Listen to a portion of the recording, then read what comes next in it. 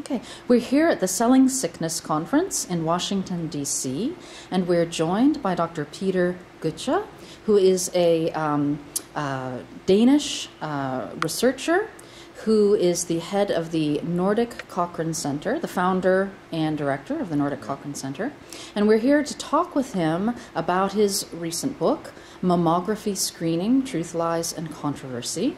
And so why don't we start by having you tell us a little bit about the book. What is your main argument in mammography screening?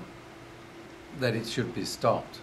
It saves lives, and this has never been documented. Total mortality is the same. Total cancer mortality is the same. But what we do know is that it converts a lot of healthy women into cancer patients unnecessarily. So this overdiagnosis is around 50%, which means that if a woman decides not to go to screening, she can lower her risk of becoming a breast cancer patient by 1/3. So this is actually the best she can do. And how did you find this out? Oh, that's a long story. We have done research on this for 14 years. First we reviewed the randomized trials, and next we reviewed observational studies, where we have a perfect situation in Denmark because of my works, which the politicians believed in. They only wanted to have screening in 20% of the country. So in the other 80% of the country, there wasn't any screening for 17 years. So we have a perfect control group in Denmark. It's unique in the world. So we looked at the Danish mortality data, and we could see that breast cancer mortality went down. But it went down everywhere, where you screened and where you didn't screen, and it went down most in young women who were never screened. So it's not an effect of screening, it's an effect of better treatment. I know that at least some of your work has employed a technique called meta-analysis. Yes. I wonder if you could explain what that is to people who read your work. In principle, it's very simple. In a trial, you calculate an average effect, and when you have several trials, you calculate an average effect from each of these trials and then combine them. And can you tell me what originally got you interested in the issue of screening in general, but perhaps mammography screening in particular? That was a Swedish study published in 1999 at a time where we discussed in Danish Parliament whether we should introduce screening in the whole country. And this Swedish study could not see any effect in Sweden, although they had screened for around 15 years. So the Danish Medical Association asked the Danish Board of Health, can we believe in the randomized trials since they found an effect?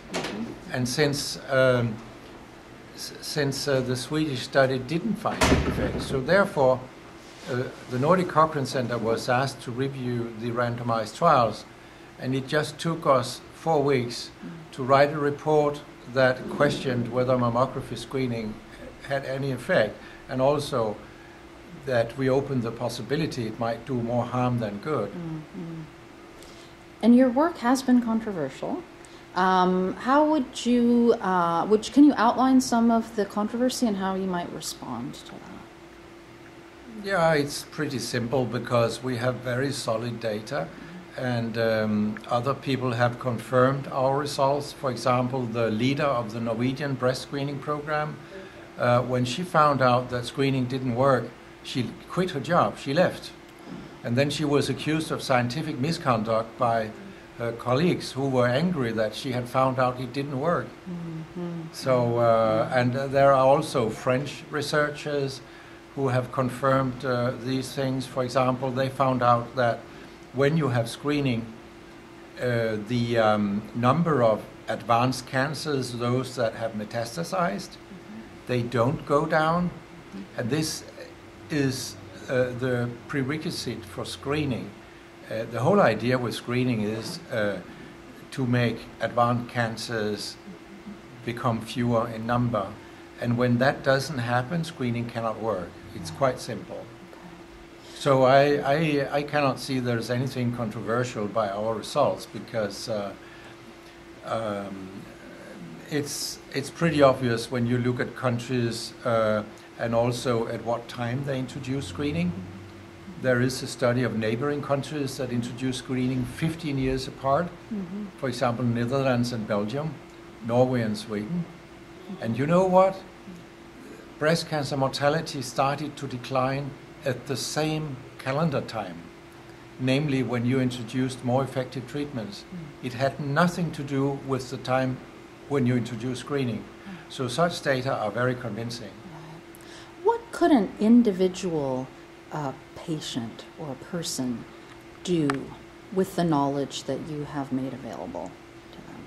Say no to screening. That's the best a woman can do, because we can't see for sure it has any benefit.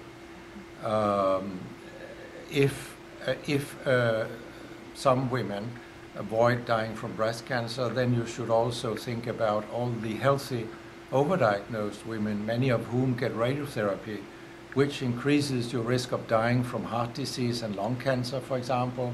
So overall, we just cannot see any effect, whereas screening creates cancer in a way, because it creates cancer patients. It's harmless cancers screening detects mainly, and we have found out that many of these cancers would have melted away by themselves without any treatment.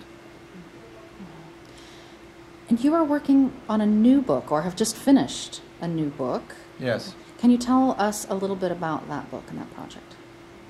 It's about drugs, about prescription drugs, and about organized crime in the drug industry. Corrupt doctors and regulators that don't do the job they should be doing.